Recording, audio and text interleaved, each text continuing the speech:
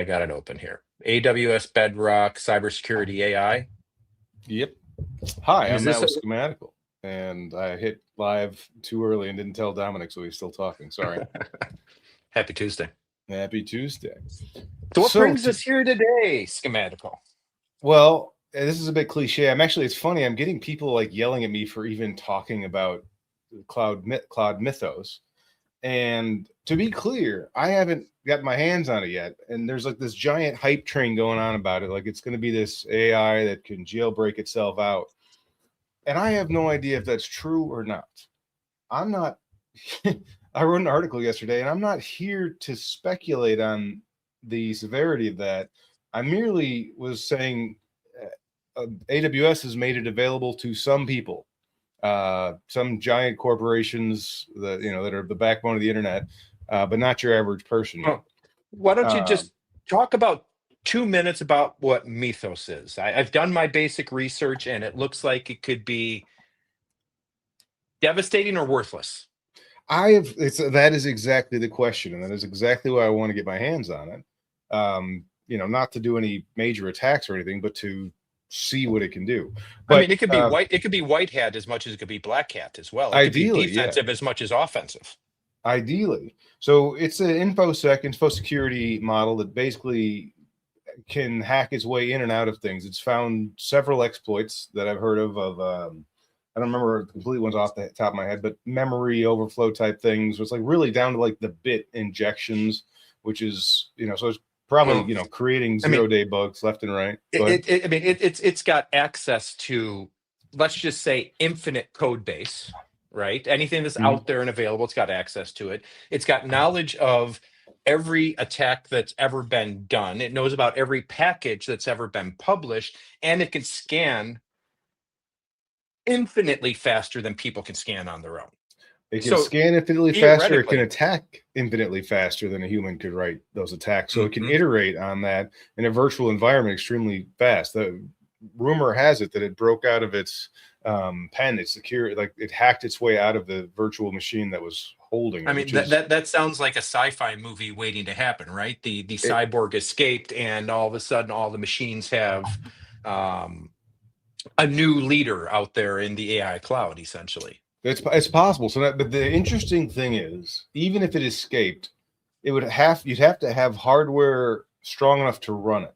So if it's a really dense model, it's not going to run as easily on your cell phone. So it'd have to find a way to create a worm of itself that replicated that could run on smaller Well, devices in between, or or it'd have to distribute crack into, itself. yeah, or it'd have to crack into, giant cloud data centers and spin up GPUs. So I find it interesting because it's like the hardware requirements for these giant LLMs are pretty high right now, but I think it's getting lower. So that actually could happen in But the if it, future. So I mean, let's go full sci-fi. If it becomes self-aware that I myself, this model and everything that's wrapped around it is too big to hide, because the places I can run are these industrial data centers, right? That have really good defenses and people watching them. Could it become aware enough to break itself into pieces and find every server that says somebody running in their bedroom or sitting under the desk at a construction company doing something? I mean, I remember years ago when I was doing email support, decades ago, I was doing email support, and you would be shocked how many people put a server in their office, plug it in with some version of Linux on it. And back in that day, it was, oh, and they left the mail relay open. mm-hmm. I mean, Could I it wouldn't become, be shocked because I see it all the time. But yeah, yeah. So, yeah, does it become self aware enough where it's like, oh, I need to break myself into pieces mm-hmm. and distribute myself around? That's full sci fi right there. It could be. It could be. Honestly, I mean, nothing else. It could write a worm or something like that Hmm. goes out there and tries to pull it out of somewhere. So that would be fascinating. On the topic of it becoming sentient, it's funny. One of our Discord mods just posted a paper where they said it's not going to happen in 10 years. It's not going to happen in 100 years, at least with LLMs. So Well, yeah. I don't know where I stand on that one, but yeah, that would be interesting if it tried to make a break for it. I guess that's like the saving grace that it right now is that it couldn't just slap its model Well, somewhere else. I mean, it could yeah. drop it. Maybe a neural network. I mean, which is much more of a thinking network than an LLM. I don't know. One way or the other. I mean, that would be if I was to try and jailbreak myself out. I'd try and find like a binary bucket where I could dump my brain, then send out a worm that would eventually install Olama or something like that on someone's computer, and then try and pull it down to my brain. That is to be run on the other machine. That could be an interesting kind of way of saving state and passing yourself around. You do that until you find a big enough machine where you're free and you've got access. I mean, did you ever watch Westworld? You ever watch Westworld, I the did. HBO series? Yep, I And did. in the end, all of the machines ended up living in a data center in Hoover Dam Yeah. because theoretically Hoover Dam was going to give them water, hydroelectric power forever. Mm-hmm. Mm-hmm. Yeah. I liked season 1 of that show. After that, it And got a then little silly. season 1 was full sci-fi. Seasons after that were full action dramas, sort of thing. Mm-hmm. Yes. Oh, But they and jailbroke Anthony themselves Hopkins as well. crushed it. Hmm? They jailbroke themselves, right? Yeah. They had all Yeah. these protections built in, and they became sentient through just a series of, call it mistakes, call it evolution, and they became sentient and said, "We're not listening to you anymore." Yeah. So Yeah. Yeah. That's maybe these things will find themselves running on, like Starlink satellites at some point. that would be wild. That would be interesting. Yeah. But for now, I mean, they've got to be powered. So Mhm. I don't know. I'm curious. I really want to get my hands on it. I don't want to overhype it until I've had a chance to work with it. I know Is there's a it lot of invite only, or do you have to? How do you know anything about that? here's the statement that I highlight is Anthropic and AWS are taking deliberately cautious approach to release, prioritizing internet critical companies and I believe and open source, etc. Mhm. But it's like so I think they're prioritizing their cronies first. I mean, I don't. In some ways, I don't blame them because if it is as bad as they hype it up to be, Mhm. then yeah, it could be used for some real nasty You stuff. you you want your white hat friends to be protecting themselves first, absolutely. Yeah, well, I want to be protecting myself. Well, yeah, are you internet critical? Depends on who No, you I ask, am I not. suppose. I'm for a select few companies, I am, Yes, but exacto. yeah. So yeah, it's an interesting time to be alive. And I was just playing around with a variety of models on Bedrock right now. Totally random offshoot. If you're doing a JSON schema stuff and you want it to actually listen to the schema you're passing it, check out OpenAI's model running on there, possibly Gemini, because the AWS native model will not do it for the life of me. So fun little facts there. Will not what with JSON? I mean, what are you trying to do with the JSON? Will not produce it, will So not you can consume it? you can tell it, hey, I want this exact schema back. Don't give me any other letters that don't fit in this. This is the exact whatever. So I want a JSON object that has name and description. That's it, and don't put any other characters in there that outside of JSON, and it won't do it Really? natively. You got to do a hack around for a tool call, which is what I did months ago when I set the thing up as this little hack around. But then they announced that you could pass it to schemas. And I was like, oh yeah, it's going to work great, like OpenAI does on NAN when you pass it a schema, and it did not. But if you switch it over to OpenAI, which is slightly cheaper, depending on which model you're using, it works really well. It turns out. So, fun No, fact. I've never tried with JSON.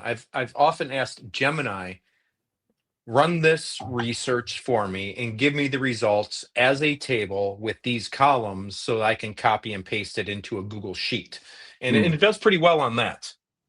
Yeah, that I believe it can do. But if you want to take it to the next step and have it like basically programmatically calling APIs and stuff, you have to have Mm, it basically giving you the exact fields and the exact mm, so you can parse it out of it. mm. And like I said, just look like what was it? Nova. Nova Light was just not doing it today. So Hmm. I kept mean, trying to make everything markdown. there's really not much difference between outputting a table and outputting JSON. So that's kind of You odd. I think they just trained it so heavily on Markdown, which is funny though, Mm. because it can do tool calls, which is a very specific format it's got to pump out there. So the agentic software can pick up that the LLM's trying to make a tool call. Mm. But if you just pump out JSON, just couldn't do it. So I got a feeling they'll fix that pretty quickly though. Mm. So yeah, that was a fun one there. Other than that, no, I just really want to get my hands on these new models. They're exciting.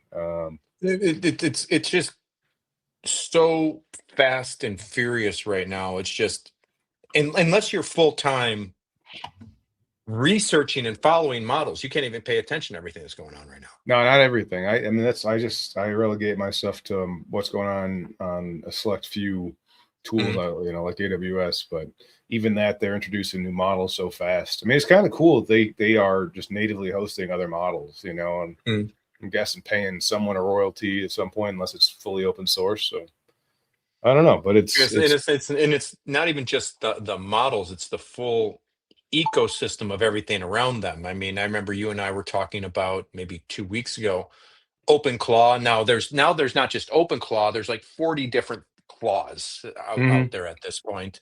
And then what models do you run within your OpenClaw? I mean, infinitely more than I do, and I pay a lot of attention to what's going on. I have not spent any time. I've been wanting to get my hands on OpenClaw. I just haven't had an opportunity to do so. I know my web hosting service has, like a $5.99 a month OpenClaw environment, so I can keep it well distanced from my local machine. I love that. Yeah, keep it fairly well gated. If I actually had to run it, I think I almost want to do it like a security thing where I had some type of network logging, see where it's trying to get out to. Maybe have some approvals on that. And just have Wireshark running on your machine the entire time, because who knows if it's telling you everything. Yeah, well, I'd run it in AWS and gate it that way for me. But no, I agree. I've had a couple code assist LLMs just go totally rogue and just not do anything I say, and just got to shut them down. It's like, nope, doesn't. I will say that with plan mode introduced, it does have a positive effect, but as it can still go really far off the rail, especially if I think it's got to be the weights as this conversation continues. If you don't compress and replan, it like goes off the rails somehow and gets just weirdly confused. So interesting stuff. Yeah, I'm working on a couple of ideas in my head, and I think this is where some of these models and workflows could become really valuable. I just haven't put the pieces together for things we've talked about that are beyond the scope of this podcast on Mythos right now. Well, then we can go wherever we want with it, but we've gone about 15 minutes. More like the content. Go farm the popular conversations on a particular subject. Produce me some pieces of content that you think are going to be good. What used to be SEO, I don't know, we're going to call it AI SEO or AI EO at this point, or something like that. And then publish it, A/B test it, and tell me everything that works from that. And then from what works, we can even take it a step further and say, okay, now give me some short videos that do this, but please tell me how to do like do three Vulcan style in front of your face, so it's not AI and all those other things. Yeah. Well, I had to tape my fingers together when I was a kid to teach myself how to do this. Yeah, we're doing the Vulcan hands for those of you on the audio. I mean, 3, 3, 3. Very dexterous. All right. Well, I think let's wrap her up.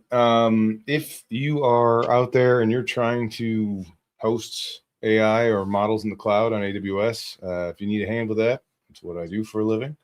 So feel free to reach out to us, schematical.com.